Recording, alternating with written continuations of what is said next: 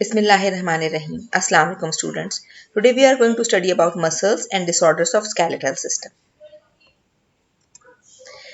Muscles are basically muscular tissue. Skeletal muscles की हम यहाँ बात कर रहे हैं and they are attached with the skeleton. They move the bones by contraction or pulling. अब ये खास बात है कि मसल्स सिर्फ कॉन्ट्रैक्ट कर सकते हैं या पुल कर सकते हैं, ये पुश नहीं कर सकते, एक्सपैंड नहीं कर सकते. And they are attach with the bones via tendons. Tendon क्या होता है? स्पेशलाइज्ड वाइट कनेक्टिव टिश्यू होता है. टेंडन मसल्स को बोन के साथ जोड़ के रखता है और लिगामेंट्स लिगामेंट बोन को बोन के साथ जोड़ के रखता है. जॉइंट्स, टेंडन और लिगामेंट देखने में प्रॉपर्टीज में एक जैसे होते हैं, लेकिन इनका एक्शन और फंक्शन लोकेशन डिफरेंट होती है. ठीक है जी. Muscles are attach with two bones. हमेशा मसल्स का ओरिजिन जो है वो उस ज्वाइंट के लिहाज से जिसकी मूवमेंट हो रही है उसके लिहाज से एक इमूवेबल बोन पे होता है. ठीक है जी. उसको कहते हैं point of origin which is at the immovable bone, और इंसर्शन जो होता है उसका वो मूवेबल बोन पे होता है. And muscles always work in pairs, और उस पेयर को कहते हैं एंटागोनिस्टिक पेयर. एंटागोनिज्म इसमें इन्वॉल्व होता है, यानी कि दो group of muscles opposite direction में काम करेंगे तो फिर एक ज्वाइंट के ऊपर मूवमेंट हो सकेगी.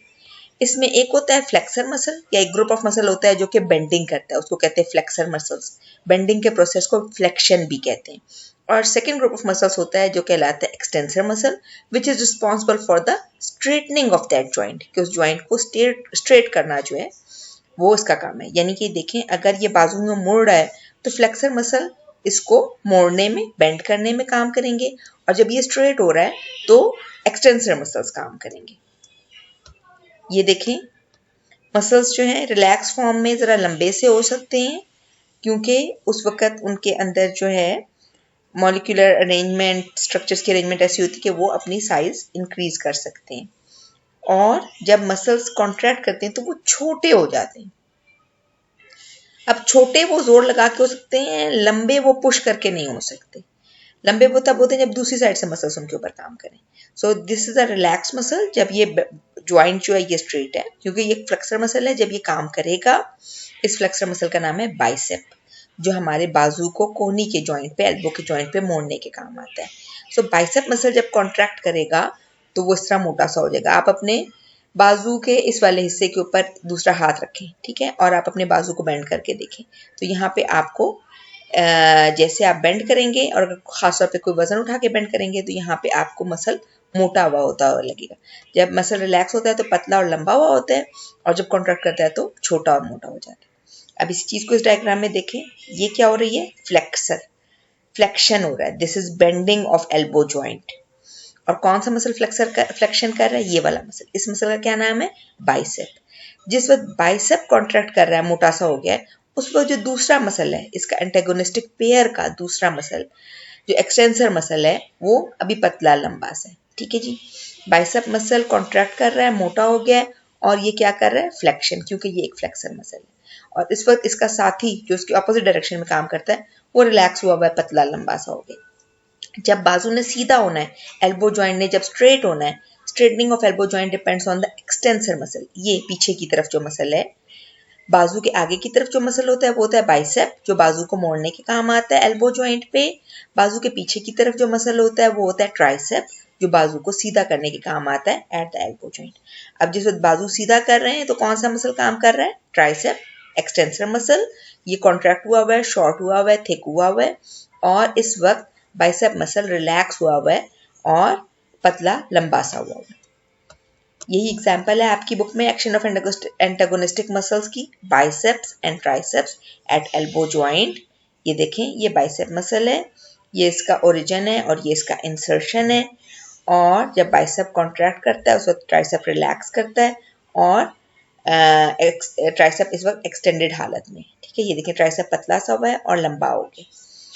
ये इसके टेंडन्स हैं जिन्होंने इसको अटैच किया हुआ है. यहाँ इस वक्त बाजू मुड़ा हुआ है. The arm is flexed.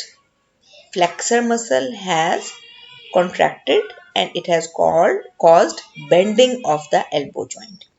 At this stage, the elbow joint is straightened with the help of extensor muscle, which is arranged in an antagonistic manner.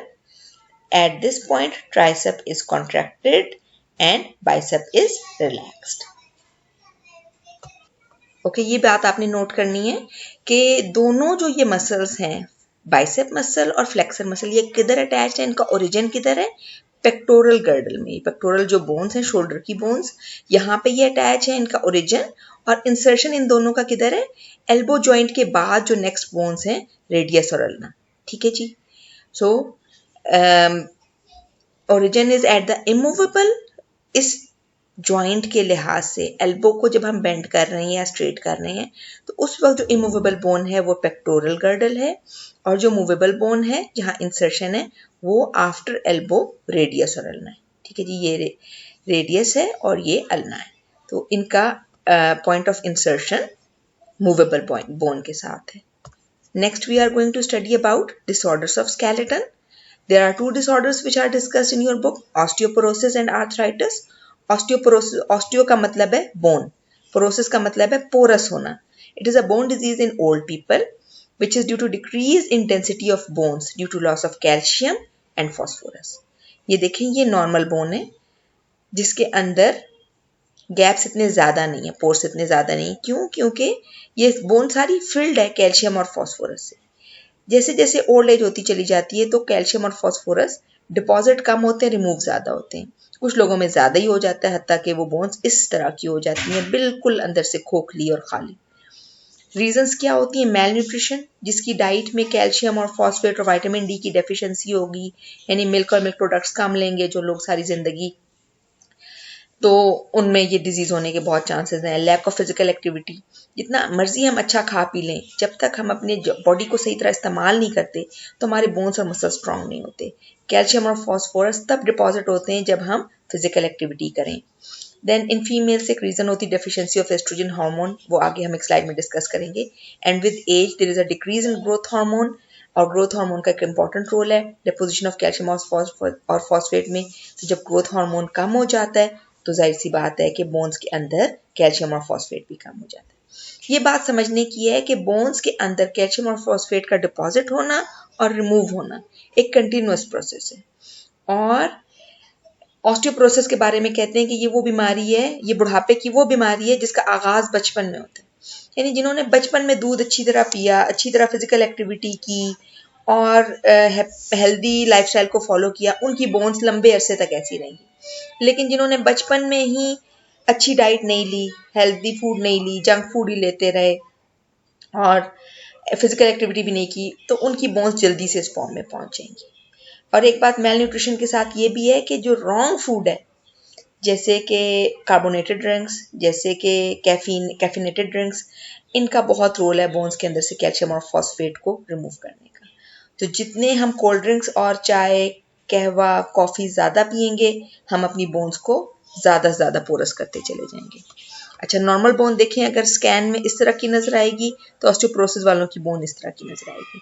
और अगर आपको अंदाज़ा हो स्केलेटन पढ़ने के बाद कि हमारी वर्टिब्रल कॉलम यानी रीढ़ की हड्डी पे हमारी बॉडी का पूरा वजन पड़ रहा होता है, इसलिए आम हालात में जिनकी बोन स्ट्रांग हो वो चलते फिरते या खड़े हुए इस तरह होते हैं, और जैसे जैसे ऑस्टियोपोरोसिस बढ़ता चला जाता है तो वो बेंड करते चले जाते हैं, बेंड करते चले जाते हैं, इससे भी ज़्यादा बेंड कर जाते हैं। पाकिस्तान में तो आपने देखा होगा कि बुजुर्ग जो हैं वो इससे भी ज़्यादा झुक जाते हैं, बिल्कुल रुकू की हालत में चल रहे होते हैं। और कमर में दर्द और हड्डियों में दर्द एक इंडिकेशन है कि आपकी बोन्स जो हैं वो पोरस होती चली जा रही हैं। Basically it's an old age disease, लेकिन ये यंग पीपल में भी हो सकती है। मैंने टीनेजर्स भी देखे हैं ऑस्टियोपोरोसिस के पेशेंट्स। ओके, एस्ट्रोजन ऑस्टियोपोरोसिस का एक डायरेक्ट रिलेशनशिप है। एक्चुअली एस्ट्रोजन वो हार्मोन है जो कि 50 इयर्स की एज के अराउंड तक प्रोड्यूस होता है बॉडी में ह्यूमन फीमेल्स की, और उसके बाद कम होता चला जाता है, इसकी प्रोडक्शन रुक जाती है। मीनोपॉज के बाद जो है ना एस्ट्रोजन लेवल्स डिक्रीज होते चले जाते हैं, और बोन्स जो हैं उनके अंदर कैल्शियम फॉस्फेट की डिपोजिशन डिपेंड करती है on the presence of oestrogen in females. Males के अंदर नहीं, मेल्स के अंदर तो टेस्टोस्टेरोन पे डिपेंड करती है और टेस्टोस्टेरोन मौजूद रहता है काफ़ी लंबे अरसे तक। तो फीमेल्स के अंदर क्योंकि एस्ट्रोजन एक खास एज के बाद कम हो जाता है, पर्टिकुलरली 50 ईयर्स के बाद, इसलिए उनकी बोन्स जो हैं वो ऑस्टियोपोरोसिस की तरफ बढ़ना शुरू हो जाती हैं। हाँ, लेकिन अगेन वही बात है कि जिन्होंने अपने यंग एज में ज़्यादा अच्छी डाइट ली है, हेल्दी फूड लिया है, जंक फूड को अवॉइड किया है, कोल्ड ड्रिंक्स को, कॉफ़ी को, चाय को, कहवा को, ज़्यादा खट्टी चीज़ों को अवॉइड किया है, मिल्क और मिल्क प्रोडक्ट्स ज़्यादा लिए हैं, फिजिकली एक्टिव रहे हैं, हेल्दी लाइफस्टाइल को फॉलो किया है, उनके अंदर उतना ज़्यादा ऑस्टियोपोरोसिस फिर भी नहीं होगा। सो एज के साथ चेंजेस आती हैं, फीमेल्स में भी आती हैं ज़्यादा, लेकिन ये डिपेंड करता है अभी आपकी लाइफस्टाइल के ऊपर डिपेंड करता है कि आपको ओल्ड एज में ऑस्टियोपोरोसिस होना है या नहीं। अच्छा, ये एक पाकिस्तान में ऑस्टियोपोरोसिस बहुत ज़्यादा है। वैसे इंटरनेशनली ये कि 1 in 3 women and 1 in 5 men over 50 they will experience osteoporosis fracture। ठीक है जी। और इसमें हिप फ्रैक्चर्स या लॉन्ग बोन फ्रैक्चर्स बहुत ज़्यादा होते हैं, क्योंकि नॉर्मल बोन इस तरह स्ट्रॉन्ग सी होती है, ऑस्टियोपोरोसिस की बोन इस तरह खोखली सी होती है। रिस्क इसमें क्या है, कुछ जेनेटिक ससेप्टेबिलिटी है, इनएक्टिव लाइफस्टाइल है, एज जैसे बढ़ती चली जाएगी, इनसफिशिएंट मास यानी जो ज़्यादा कमज़ोर और पतले होंगे उनमें ऑस्टियोपोरोसिस होने के चांस ज़्यादा हैं, या किसी को अगर कोई बीमारियाँ और हैं, खुदा ना खासा कैंसर है, टीबी है, कोई और बड़ी बीमारी है, हेपेटाइटिस है वगैरह, पूरी जिसम पूरा बॉडी जब वीक होगी तो जाहिर सी बात है बोन्स भी बहुत वीक हो जाएंगी। ठीक है जी। प्रिवेंशन इसकी क्या है, डाइट अच्छी ली जाए, डेयरी प्रोडक्ट्स ज़्यादा अच्छी से लिए जाएं। आपको पता है कि टीन एज गर्ल्स की मिल्क रिक्वायरमेंट क्या है, 7 ग्लासेस ऑफ मिल्क, और हम 1 ग्लास भी अमूमन टीनेज हमारे बच्चे नहीं पी रहे, और कोल्ड ड्रिंक्स कभी भी नहीं, और कॉफ़ी और चाय बहुत कम। रेस्टफुल स्लीप इसकी रिक्वायरमेंट है, कैल्शियम और विटामिन डी अपनी डाइट में किसी तरह पूरा करना, नहीं तो सप्लीमेंट्स के थ्रू पूरा करना। Limit the coffee, limit the T, limit the green tea, तीनों चीज़ें जो है वो हमारी बॉडी से रिड्यूस करती हैं कैल्शियम और फॉस्फेट को बोन्स में से। स्मोकिंग रिड्यूस करती है कैल्शियम डिपोजिशन को, इसलिए stop smoking, limit alcohol, and these are going to help अगर हम ये काम करें और ये काम ना करें। अच्छा जी, आर्थराइटिस क्या है, it is inflammation in joints. Inflammation क्या है, जैसे जब आपका गला ख़राब होता है तो टॉन्सिल स्वेल कर जाते हैं और उनमें पेन होती है और वो रेड हो जाते हैं और हीट अप हो जाते हैं और वहाँ ब्लड सप्लाई बढ़ जाती है, स्वेलिंग हो जाती है। इसी तरह जॉइंट्स में अगर हो जाए तो फिर उसको कहते हैं arthritis. It is common in old age, और ये इसमें पेन होती है, स्टिफनेस हो जाती है जॉइंट में, स्पेशली वेट बेयरिंग जॉइंट्स, जिन जिन जॉइंट्स पे हमारा वेट पड़ रहा है बॉडी का, नी जॉइंट पे, हिप जॉइंट पे, एंकल जॉइंट पे। आर्थराइटिस की 3 टाइप्स हैं, osteoarthritis, rheumatoid arthritis and gout. Osteoarthritis में बेसिकली क्या होता है कि बोन्स, अब ये पहले नॉर्मल जॉइंट को, हेल्दी जॉइंट को देखें। हेल्दी जॉइंट के अराउंड के अंदर जो बोन्स होती हैं उनके ऊपर प्रॉपर कार्टिलेज की लेयर होती है, उसके इर्द गिर्द साइनोवियल मेम्ब्रेन होती है, और साइनोवियल मेम्ब्रेन के अंदर साइनोवियल फ्लूइड होता है। साइनोवियल फ्लूइड क्या है, लुब्रिकेंट। जिन लोगों को ऑस्टियोआर्थराइटिस होता है उनमें ये लुब्रिकेंट कम होता चला जाता है, there is a decrease in lubricant, इसकी वजह से पहले ये कार्टिलेज डैमेज होती है, फिर उसके बाद बोन्स आपस में जुड़ना शुरू हो जाती हैं, और फिर बिलाखिर ये जॉइंट जो है वो बिल्कुल इमूवेबल हो जाता है।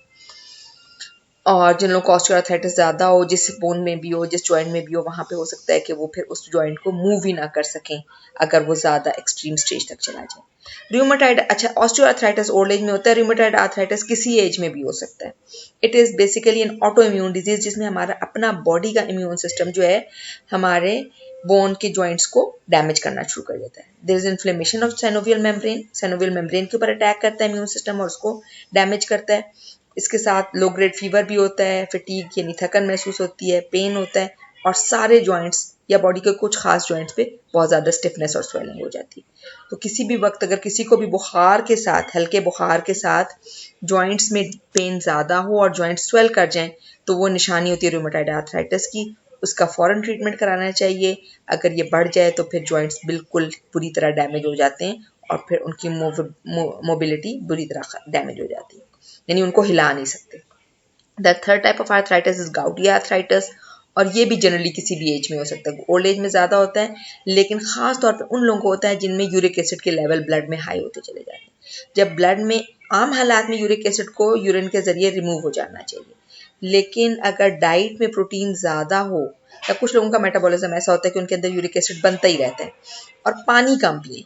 ठीक है जी, जिनका यूरिक एसिड का प्रॉब्लम है उनको 2 काम करने हैं, डाइट में प्रोटीन को कम करना है और पानी बहुत ज़्यादा पीना है। अगर वो प्रोटीन ज़्यादा लेंगे और यूरिक एसिड और पानी कम पिएंगे तो वो यूरिक एसिड ब्लड में बढ़ना शुरू हो जाएगा और फिर एक्यूमुलेट होना चला जाएगा, होते जाएंगे वो क्रिस्टल्स, स्पेशली टो जॉइंट या किसी भी मुख्तलिफ लोगों के मुख्तलिफ जॉइंट में एक्यूमुलेट होता है। Look at this diagram which is showing gouty arthritis. ये टो जॉइंट में खास तौर पे इस जगह पे इन्फ्लेमेशन हो जाती है। क्यों? क्योंकि यहाँ पे यूरिक एसिड के इस तरह के नीडल लाइक क्रिस्टल्स इकट्ठे होने शुरू हो जाते हैं।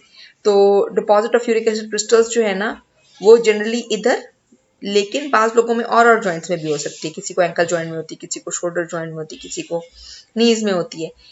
लेकिन गाउटी आर्थराइटिस उन्हीं लोगों को होता है जिनके अंदर यूरिक एसिड का लेवल बढ़ता रहता है। इसलिए जिसको जॉइंट पेन है उसको अपना यूरिक एसिड का टेस्ट भी, ब्लड यूरिक एसिड का टेस्ट कराना चाहिए। अगर वो हाई है तो उसको कम करने की दवाइयाँ भी डॉक्टर्स एडवाइस करते हैं। उसके साथ डाइट में एहतियात कि प्रोटीन की फूड कम लेनी है और पानी ज़्यादा पीना है, तो फिर इसको कंट्रोल किया जा सकता है, वरना ये बार बार होगा प्रॉब्लम।